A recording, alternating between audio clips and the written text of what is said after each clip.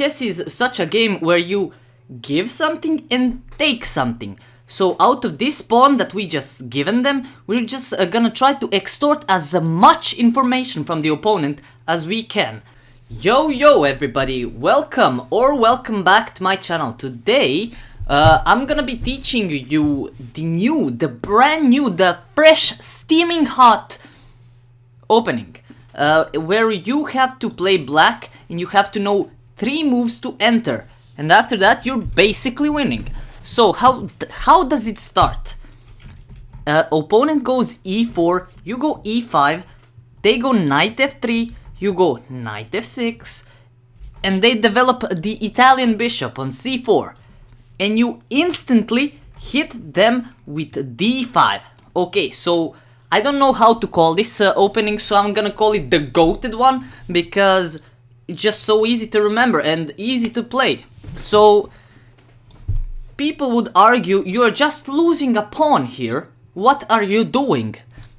But chess is such a game where you give something and take something. So out of this pawn that we just given them, we're just gonna try to extort as much information from the opponent as we can. So we start with bishop d6, and now this also is not the best move. Engine will say it's a mistake, but we have a very sinister plan here, because if the opponent castles, which they usually do, it's a blunder, because they cannot do anything about this. Simple push of a pawn.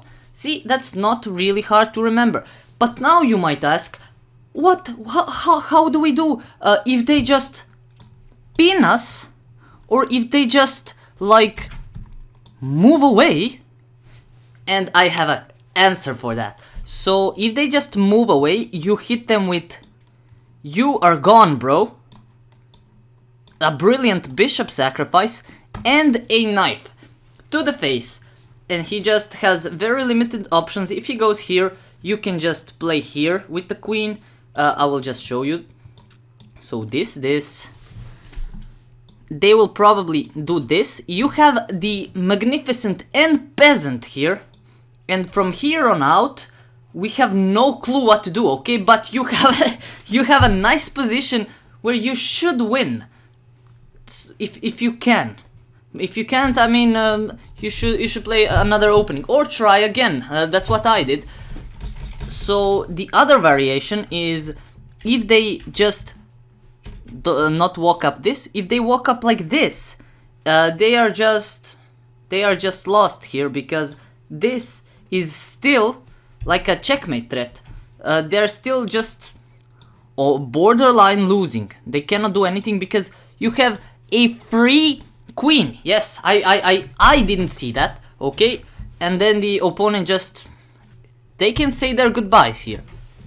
So if they go like back or here, here is worse because queen comes with the check, and here you just straight up still play, yo, I'm gonna checkmate you, brother, and they cannot really defend themselves. So the computer here is saying like, you can defend yourself, you just have to give up the queen. And that's what most of the people who continue the game do against me.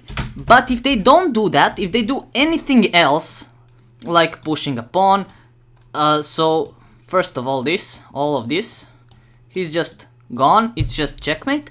And if they jump back with the knight to protect, you just take. They can check you, then you have to go king d1.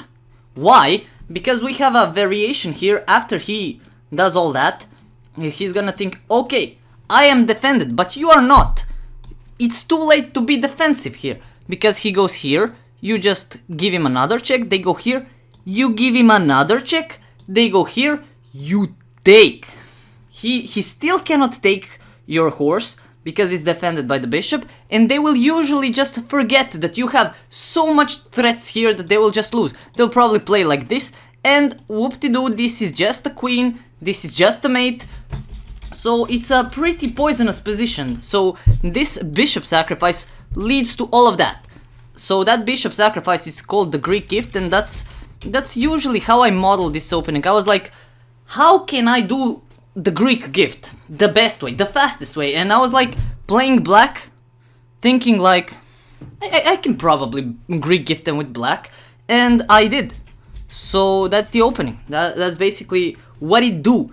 So there is of course for everything in life, as for the Stafford Gambit, you have refutation. So if you go here and they just jump here, that's kind of annoying because you have to play a chess game. But you can do something like this. They take, and you they will just pin you. You can castle, blah blah blah. It's a literal chess game.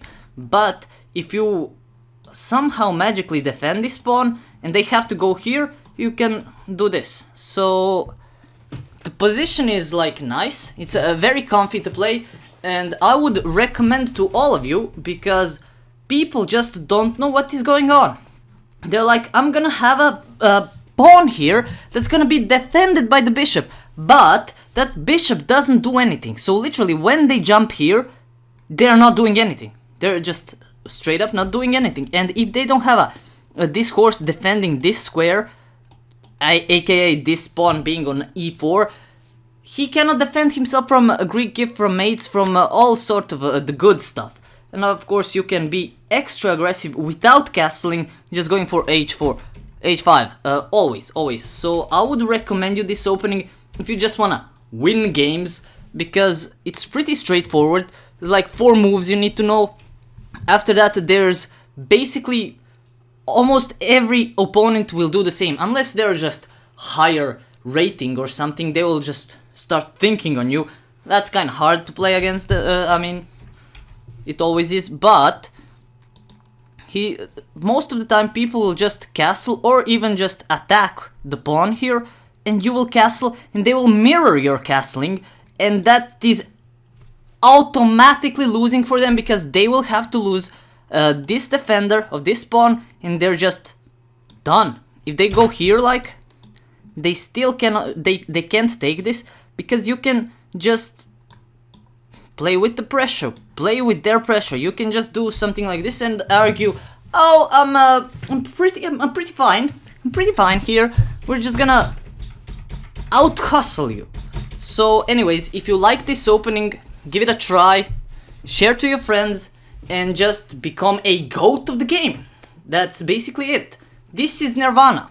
This is the Enlightenment opening, okay? So I hope you enjoyed, like this video, share, and see you in the next one. Bye.